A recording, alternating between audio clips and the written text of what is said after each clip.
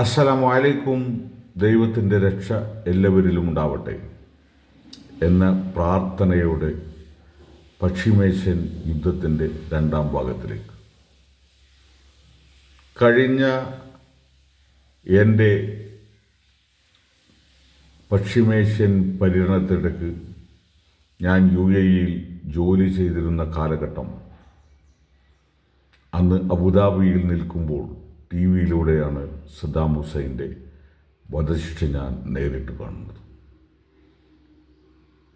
ആ ഈദുൽ അദ്ഹ അഥവാ ബലിപെരുന്നാളിൻ്റെ ആ ദിവസം ആ സന്തോഷത്തെ പങ്കെടുത്തതിന് പകരം എൻ്റെ ജ്യേഷ്ഠൻ, ആ ശക്തനായ ഭരണാധികാരിയുടെ മരണം ഞാൻ ലൈവായിട്ട് തന്നെ TV-യിൽ കാണുകയാണ്. അതെൻ്റെ മനസ്സിനെ വല്ലാതെയൊന്നുമല്ല നോവിപ്പിച്ചത്. അങ്ങനെ അതിൻ്റെ കാരണത്തെ നിങ്ങളിലേക്ക് എത്തിക്കേണ്ടത് എൻ്റെ ബാധ്യതയാണ്. എൻ്റെ അറിവിൻ്റെ ആ ഒരു ചെറിയ ഭാഗം നിങ്ങൾ ശ്രദ്ധിച്ചു കേൾക്കുക. ശക്തനായ, ബുദ്ധിമാനായ, കാര്യശേഷിയുള്ള, രാജ്യസ്നേഹിയായ എൻ്റെ ജ്യേഷ്ഠൻ സദ്ദാം ഹുസൈൻ, അദ്ദേഹം തദ്ദേശീയരെ കൊണ്ട് തൻ്റെ രാഷ്ട്രത്തെ ശാസ്ത്ര സാങ്കേതിക വിദ്യയിലൂടെ ക്രൂഡ് ഓയിൽ സ്വന്തമായി എടുക്കുവാനും വിതരണം ചെയ്യാനും പഠിക്കുകയും അതിൻ്റെ ഫലമായി ഒപെക് അഥവാ എണ്ണ ഉൽപാദന രാഷ്ട്രങ്ങളുടെ നേതൃത്വം GCC ആവണം, അത് യൂറോപ്യനോ അമേരിക്കയോ അല്ല തീരുമാനിക്കേണ്ടത്. കാരണം 75% എണ്ണയുടെ ഉൽപാദകരും അതിൻ്റെ വിതരണവും GCC കൺട്രികളാണ്. അപ്പോൾ ഈ അറബ് രാജ്യങ്ങളെയെല്ലാം ഒരുമിച്ച് കൂട്ടി അവിടെ നിന്ന് ആർക്കുമാവാം, സൗദി അറേബ്യ ആവട്ടെ, ഇറാഖ് ആവട്ടെ, ആരാവട്ടെ, അവർ എല്ലാവരും കൂടി എണ്ണയുടെ വില തീരുമാനിക്കണമെന്ന് പറഞ്ഞപ്പോൾ അന്നുണ്ടായിരുന്ന മറ്റ് രാഷ്ട്രങ്ങളെല്ലാം സദ്ദാം ഹുസൈൻ്റെ താഴെ ഞങ്ങൾ നിൽക്കേണ്ടി വരുമോ എന്ന ഒരു ഭീതിയും, അങ്ങനെ അവർ അമേരിക്കയെ അങ്ങോട്ട് ക്ഷണിച്ചു വരുത്തി.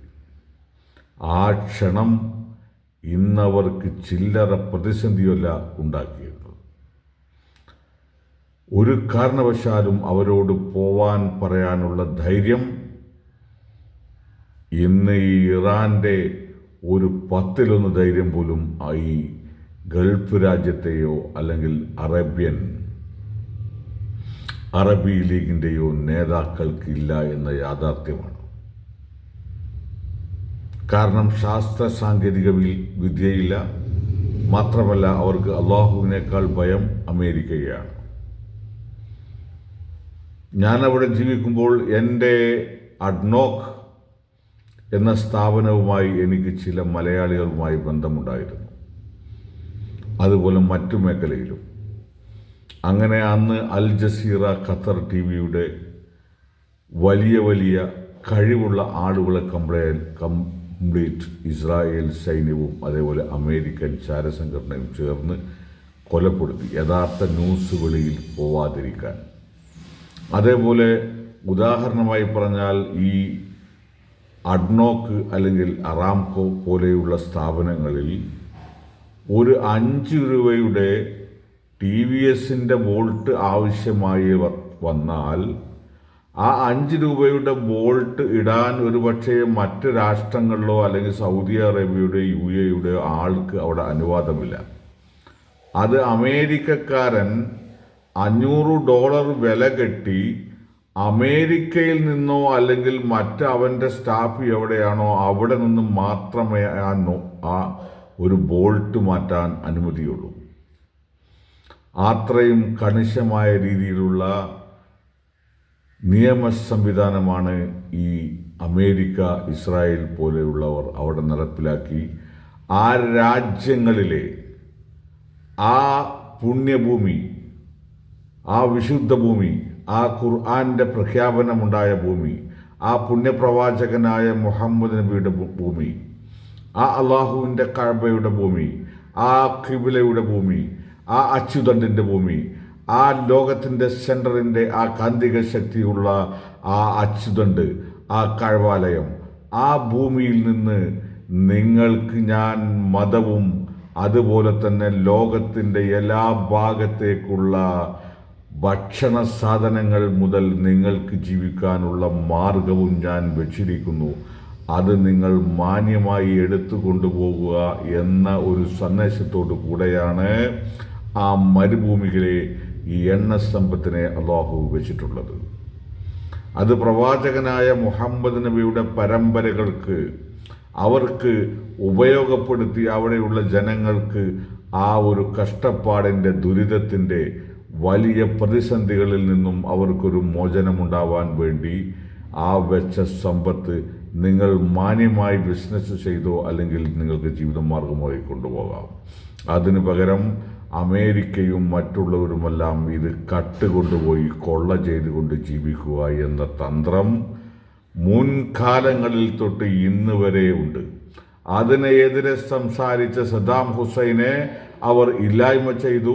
അതോടൊപ്പം തന്നെ അതിനോടൊപ്പം ഒരേപോലെ നിന്ന ഇറാനെയും അവർ എന്ത് ചെയ്തു? ആ മഹാനായ വ്യക്തിത്വത്തെ ആയത്തുള്ള ഖുമൈനിയെ അവർ അതേപോലെ കൊന്നു. രാസായുധമുണ്ടെന്ന് പറയുന്നു. സത്യത്തിൽ ഈ രാസായുധം ഇൻഷാ അള്ളാഹ് 90% ഇറാനിലും ഉണ്ടാവാൻ സാധ്യതയില്ല. കാരണം മനുഷ്യരാശിയെ മൊത്തം നശിപ്പിക്കാൻ ഒരു കാരണവശാലും എന്തെല്ലാം ശാസ്ത്ര സാങ്കേതിക വിദ്യ അള്ളാഹു ഒരു വ്യക്തിക്ക് നൽകിയാലും അവനെ ചെയ്യുകയില്ല. അവനക്ക് അള്ളാഹുവെ ഭയമുണ്ടാവും. അപ്പോൾ ഇതെല്ലാം സ്വന്തമായി കൈയടക്കി വെച്ചിരിക്കുന്ന ഇസ്രായേൽ, അമേരിക്ക, മറ്റു രാഷ്ട്രങ്ങൾക്ക് എന്ത് വൃത്തികേടുകളും ചെയ്യാം. അവരെ ചോദ്യം ചെയ്യാൻ പാടില്ല. പക്ഷേ അവർക്ക് എതിരെ നിൽക്കുന്നവർ അല്ലെങ്കിൽ മറ്റു രാഷ്ട്രങ്ങൾക്ക് ഇതൊന്നും പാടില്ല. രാസായുധം മാത്രമല്ല, അവർ ചെയ്യുന്ന അനീതിയെ ചോദ്യം ചെയ്യാൻ പാടില്ല.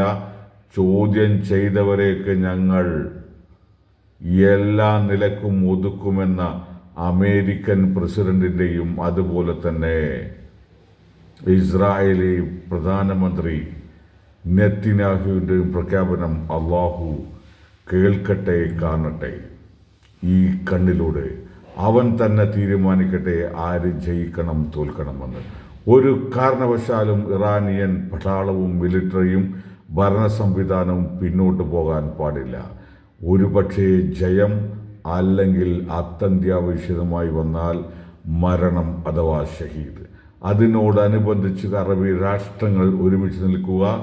മനുഷ്യരാശിയുടെ നന്മയ്ക്ക് വേണ്ടി ഈ വിപത്തിനെ, അമേരിക്ക എന്ന ലോക പോലീസിനെ ഇല്ലായ്മ ചെയ്യാൻ റഷ്യയും ചൈനയും ഇന്ത്യയും മറ്റ് മനുഷ്യസ്നേഹികളായ രാജ്യങ്ങളും ഇറാൻ്റെ കൂടെ നിന്ന് ഈ വിപത്തിനെ ലോകത്തു നിന്നും ഈ ഗുണ്ടാ ശൃംഖലകളെ ഇല്ലായ്മ ചെയ്യട്ടെ.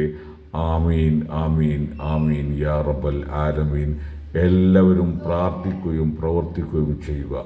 സർവശക്തൻ ഈ പ്രാർത്ഥനയുടെ ആൻസർ നമുക്ക് ഒരു രക്ഷകനായി അള്ളാഹു ഇറങ്ങുകയും അവൻ തന്നെ ഈ രണ്ട് വ്യക്തികളെയും കൊലപ്പെടുത്തിക്കൊണ്ട് നമുക്ക് ശാന്തമായ ഒരു GCC കൺട്രി അതുപോലെ തന്നെ മറ്റു ഭാഗങ്ങളെയും അള്ളാഹു കാണിച്ചു നൽകട്ടെ. അതിന് വേണ്ട രീതിയിലുള്ള ഭരണ സംവിധാനത്തെയും മിലിറ്ററി സംവിധാനവും അള്ളാഹു എത്തിക്കട്ടെ. ഇൻഷാ അള്ളാഹ്. എല്ലാവരും കാത്തിരുന്നു കാണാം.